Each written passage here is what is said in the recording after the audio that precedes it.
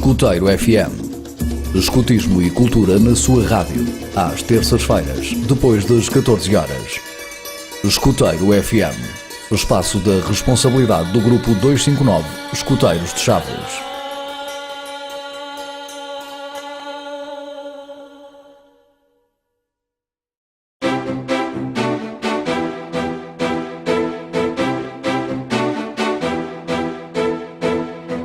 Olá, estamos de regresso para mais uma edição desta nossa rúbrica dedicada ao escutismo e à cultura em geral. A rúbrica esta que, como vem sendo habitual, é da responsabilidade do Grupo 259 Escuteiros Chaves, e quando digo que é da responsabilidade do Grupo 259, quer dizer que esta rúbrica é totalmente editada e também, quando há intervenientes, são entrevistados por membros do Grupo 259 Escuteiros Chaves. Falando no Grupo 259, é bom relembrar aos nossos ouvintes que o Grupo 259 tem como sede e centro de atividades o açude em Vila Verde da Raia e que as suas atividades decorrem aos sábados à tarde a partir das 14h30. Também aproveito mais uma vez para relembrar aos nossos ouvintes que os Escuteiros de Chaves têm página no Facebook, basta para isso fazer a pesquisa por Escuteiros de Chaves, e certamente aos nossos ouvintes irá agradar poder acompanhar também um pouco mais as nossas atividades. Aproveito desde já também para convidar os nossos amigos ouvintes e todos aqueles que mais tarde também nos possam vir a ouvir, uma vez que esta nossa rúbrica é repetida, ou seja, vai sendo repetida durante a semana. Aproveito também aqui para convidar então os nossos ouvintes para participar ou assistir ao grande acampamento que irá decorrer no próximo, ou melhor, a partir do próximo dia 7 de julho. Acampamento este que coincide também com os festejos do Dia da Cidade de Chaves, e também o Grupo 259 comemora assim um ano após a sua abertura oficial. Estando este grupo de parabéns, aproveito assim para convidar os nossos ouvintes a participar connosco nas atividades, a assistir às nossas atividades, e aos mais jovens a que venham ver. Certamente vai ser muito divertido, porque este acampamento, que começa no próximo dia 7, sexta-feira, e termina domingo, dia 9, vai ser muito, mas muito divertido.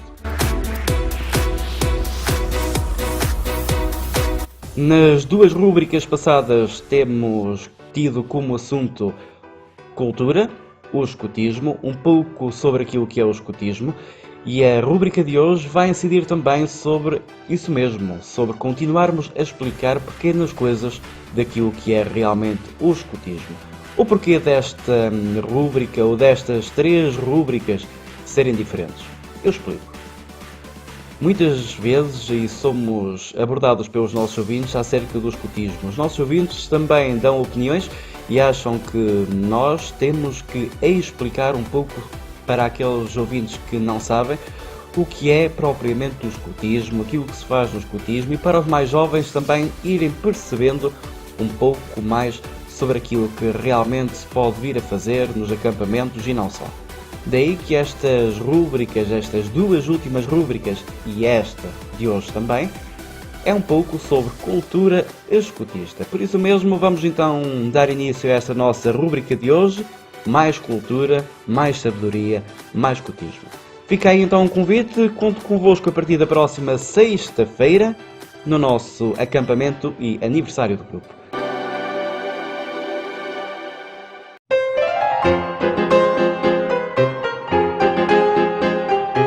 Aproveitando que hoje viemos fazer uma visita à Rádio Chaves FM, tomamos conta do estúdio e hoje quem faz a rúbrica somos nós. Yeah. Como vieste parar aos escuteiros? Então, o nosso chefe de grupo incentivou-me para vir para os escuteiros, disse que ia abrir um grupo, o grupo 259, então eu fiquei interessada e vim. escuteiros. Liliana, como é que tu vieste, faço a mesma pergunta que fiz à Patrícia, como é que tu vieste aqui parar? Eu vim parar ao grupo das 59 através de um convite de uma amiga minha. E gostas de andar nos escuteiros? Sim. Mariana, qual foi a tua primeira impressão sobre os escuteiros? A minha primeira impressão, eu não gostei muito. Porque achei seca, mas a passar 15 dias comecei a gostar bué e pronto. Continuo cá. Liliana, o que é que para ti significa a promessa escutista? Para mim, a promessa escutista significa que vamos estar sempre propostos a fazer, prestar a lei do escuteiro e ajudar sempre os mais próximos de nós.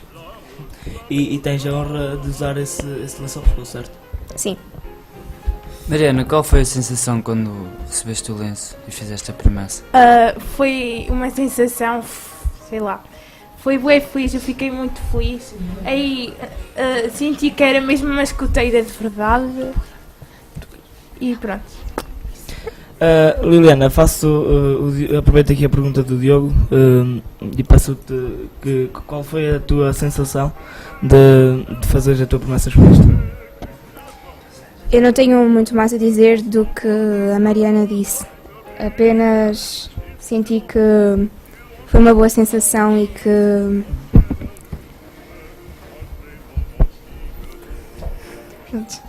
Não dá para explicar, é? É, exato. Qual para ti foi a atividade mais marcante? A atividade mais marcante? Talvez a atividade passo a passo. Que foi realizada em Aveiro, certo? Exato. Não foi na A atividade mais marcante que mais me marcou foi a atividade escoteiro por um dia na escola Santo Amaro, quando veio o grupo 4 do Porto. Margarida, como vieste para os escuteiros?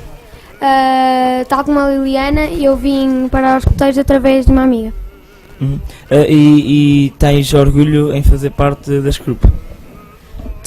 Acho que estar nos escuteiros é uma grande honra e temos que ser fiéis e leais sempre. Mais uma vez vou fazer esta pergunta: qual foi a sensação de fazer o teu compromisso de honra?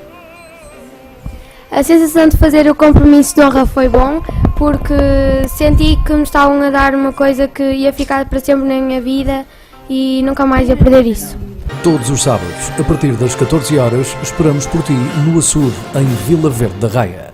Grupo! É 2, é 5, é 9, é 2, 5, 9, Chaves!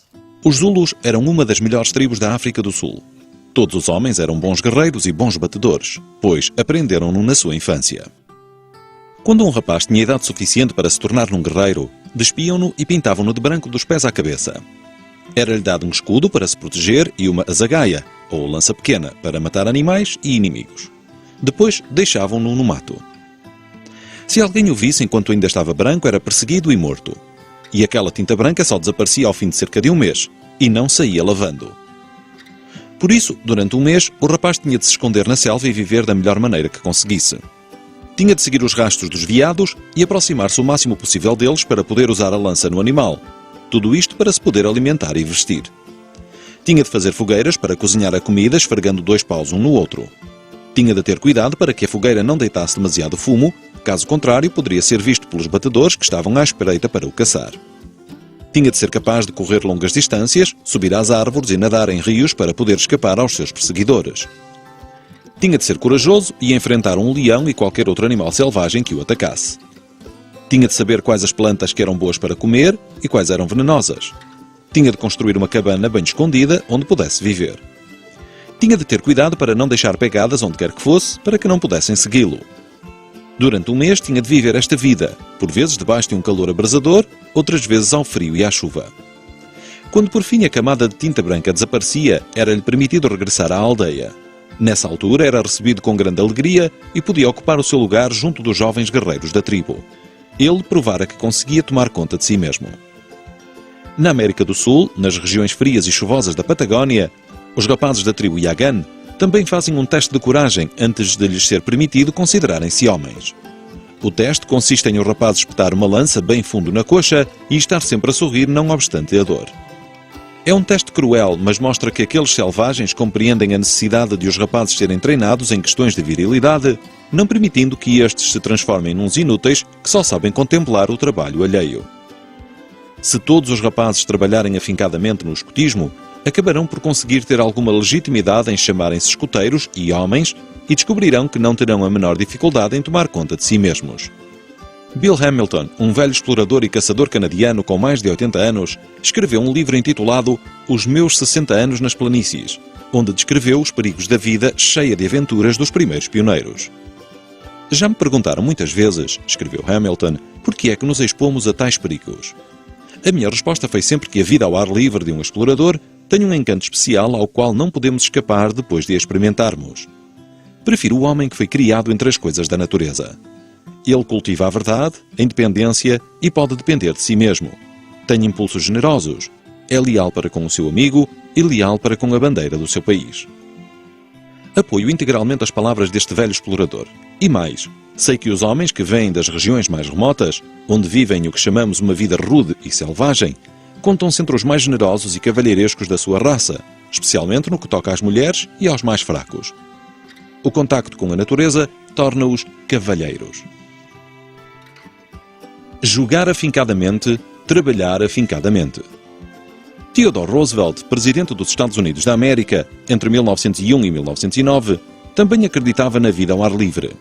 Ao regressar de uma expedição de caça na África Oriental, inspecionou alguns escoteiros em Londres e expressou a sua grande admiração por eles e escreveu: Acredito nos jogos ao ar livre e não me importo minimamente que sejam jogos duros ou que aqueles que neles participam fiquem ocasionalmente feridos. Não tenho qualquer inclinação para o sentimento sobrevalorizado de que temos de enrolar os nossos jovens em algodão. O homem que teve contacto com o ar livre sair-se-á sempre melhor nas provas da vida. Sempre que jogares, joga afincadamente. E sempre que trabalhares, trabalha afincadamente. Mas não deixes que a brincadeira e o desporto interfiram com os teus estudos. Aprenda a tomar conta de ti.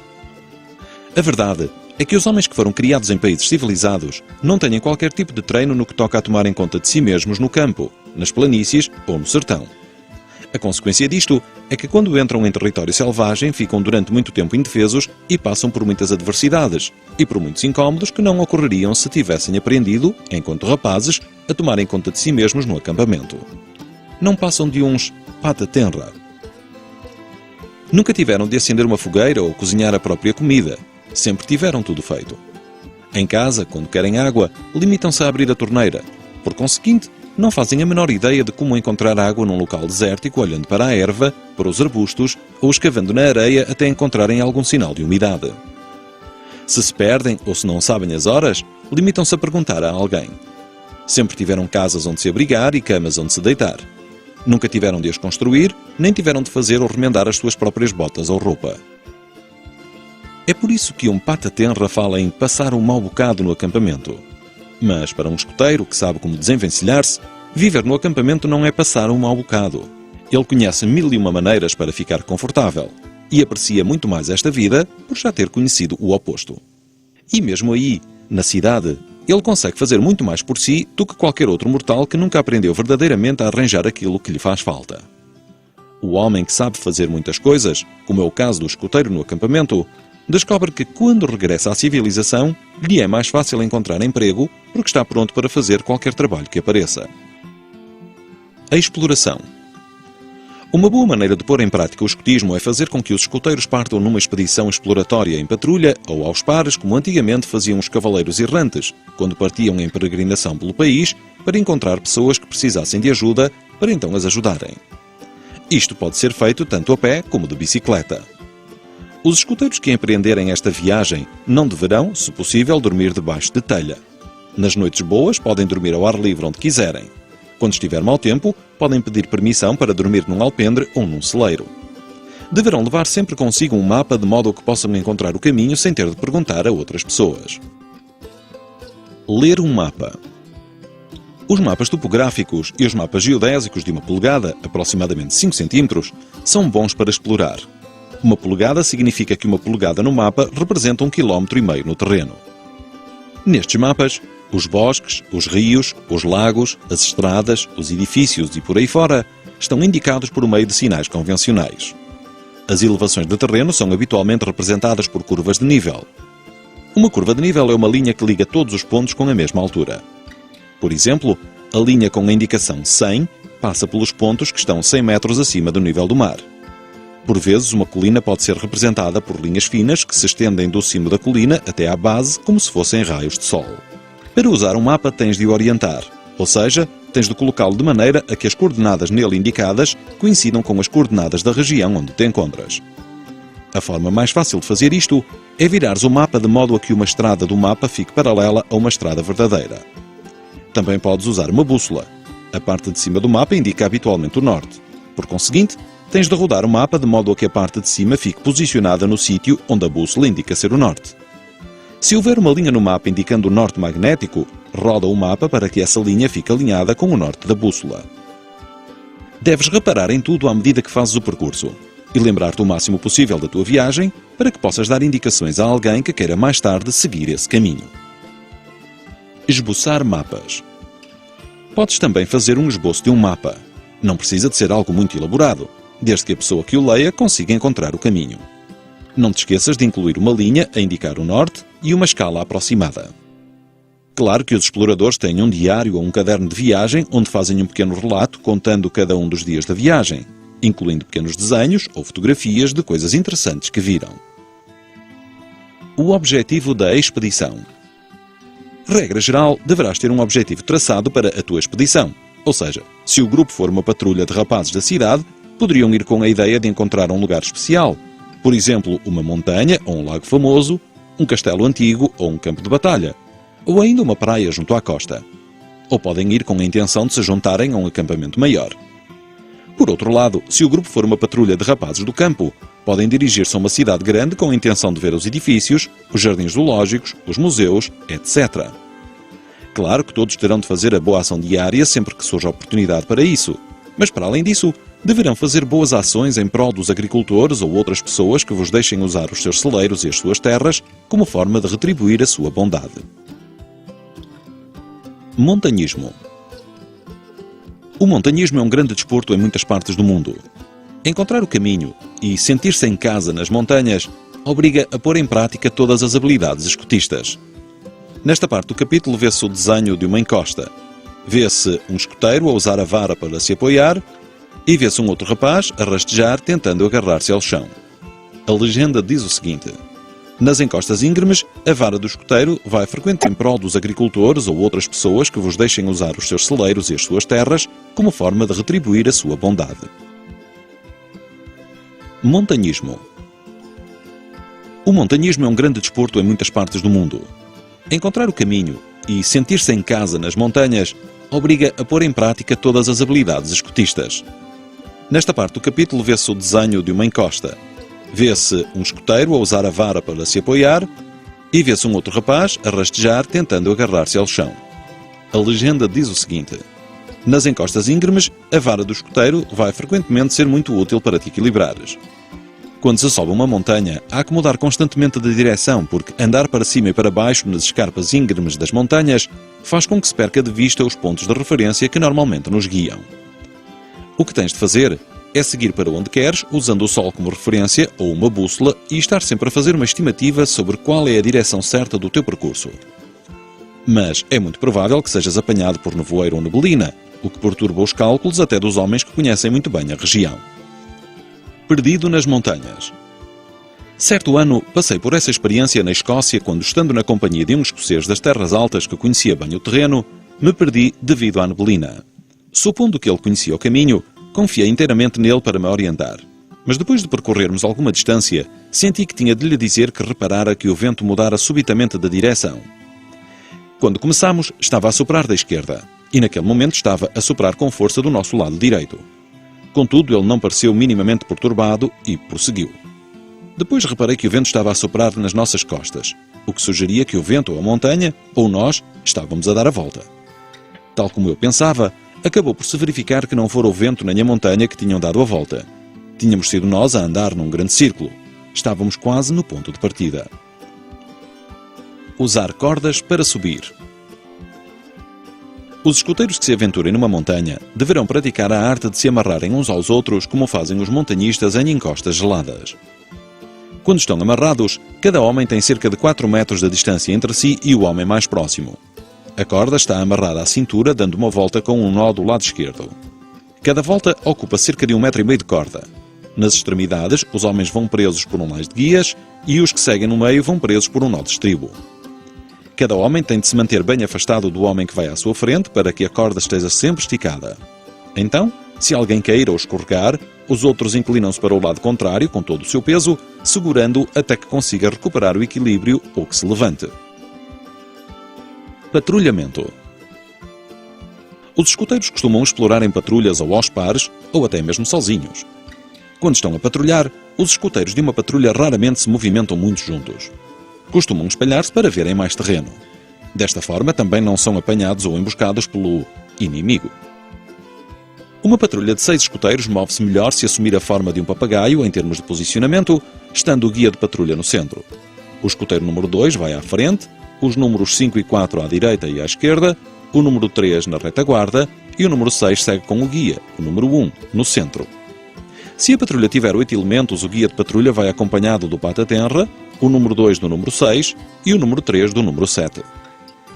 As patrulhas que tenham de atravessar um campo aberto, onde poderão ser detectadas e vistas mais facilmente por inimigos ou animais, deverão atravessá-lo o mais rapidamente possível, deslocando-se em passo de escuteiro, andando e correndo alternadamente cerca de 50 passos de cada vez de um esconderijo para o outro. Assim que estão escondidos, podem descansar e olhar à sua volta antes de se movimentarem novamente.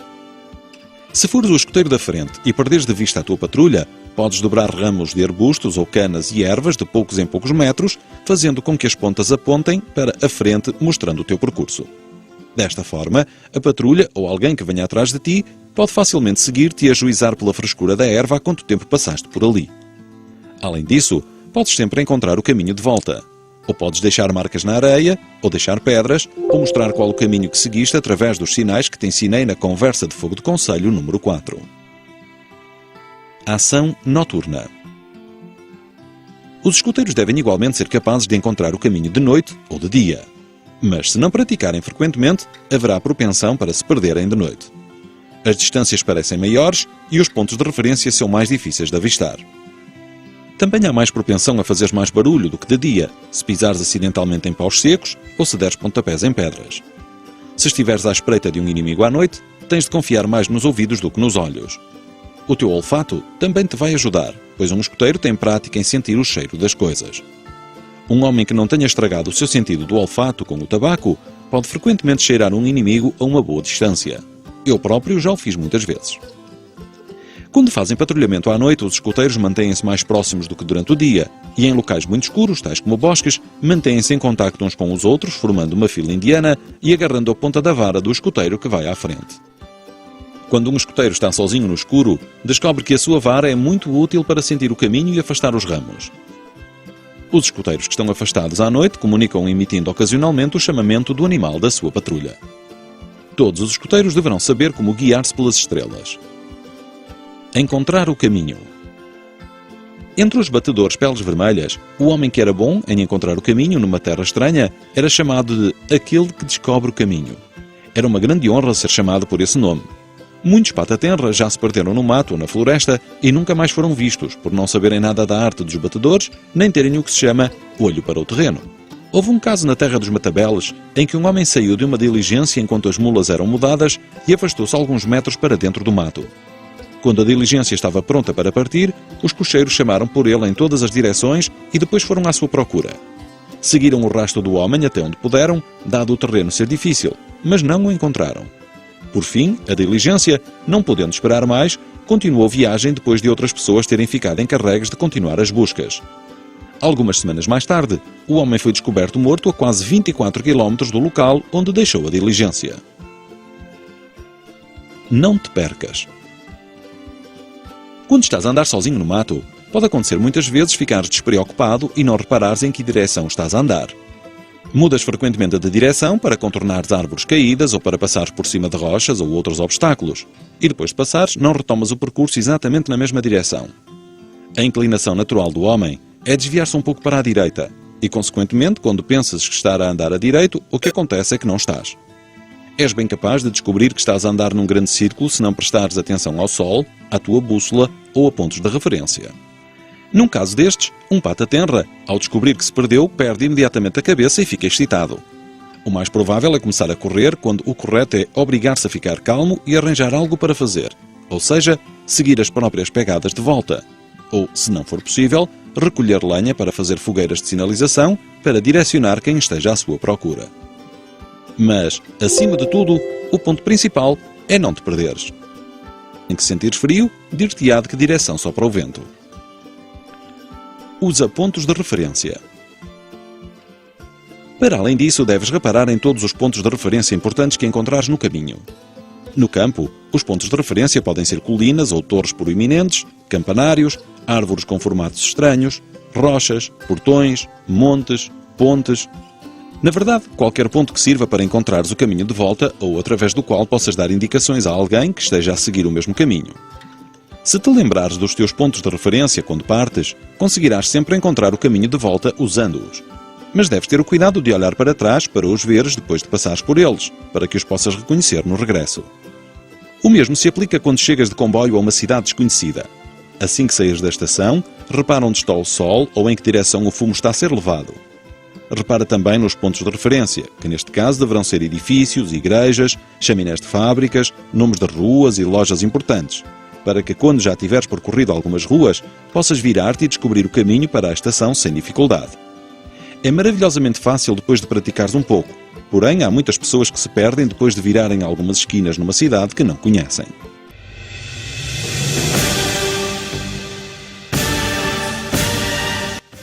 Gastas pouco!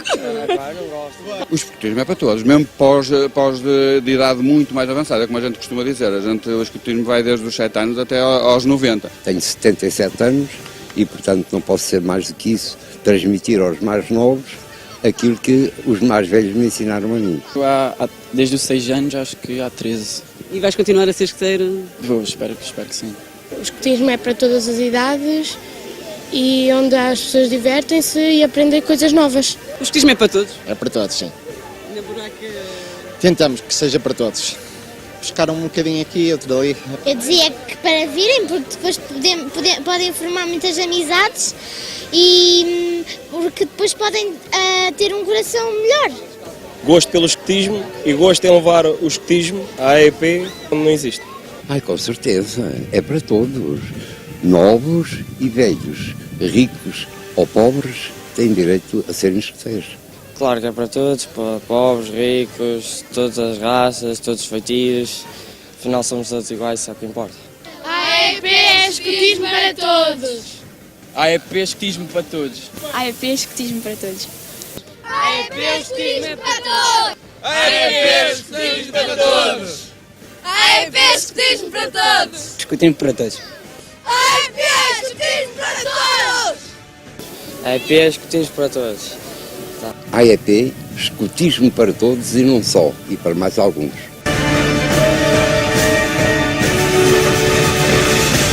Muitos parabéns à Associação dos Escoteiros de Portugal. Esta ordem é uma ordem muito rara, a ordem da instrução pública. É uma ordem que assinala o serviço à formação, à instrução, à educação da juventude. E a Associação dos Escoteiros de Portugal tem um mérito único, não só de durar mais de 100 anos, mas sobretudo ter sido pioneira, trouxe o escotismo para Portugal. Abriu um caminho novo, um caminho que perdurou para além de regimes, para além de sistemas, para além de governos, para além de tudo o resto. O país foi mudando e os escoteiros são o que são em Portugal devido a esta instituição.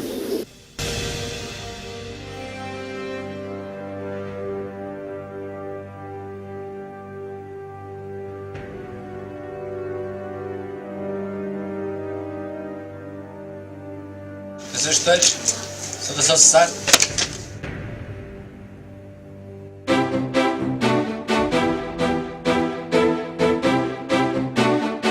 Damos então assim por terminada esta nossa rúbrica de hoje. Fica o convite para, a partir da próxima sexta-feira, virem ter connosco os mais jovens para poderem participar neste grande acampamento que tem o seu pontapé de saída já na próxima sexta-feira, dia 7 de julho.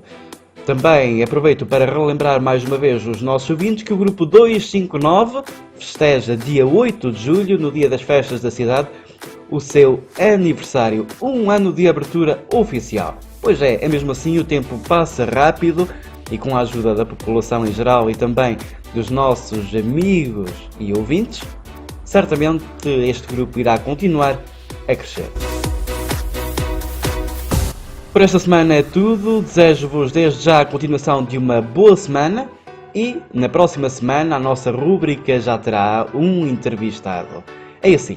Até lá, fiquem bem, continuação de uma boa semana.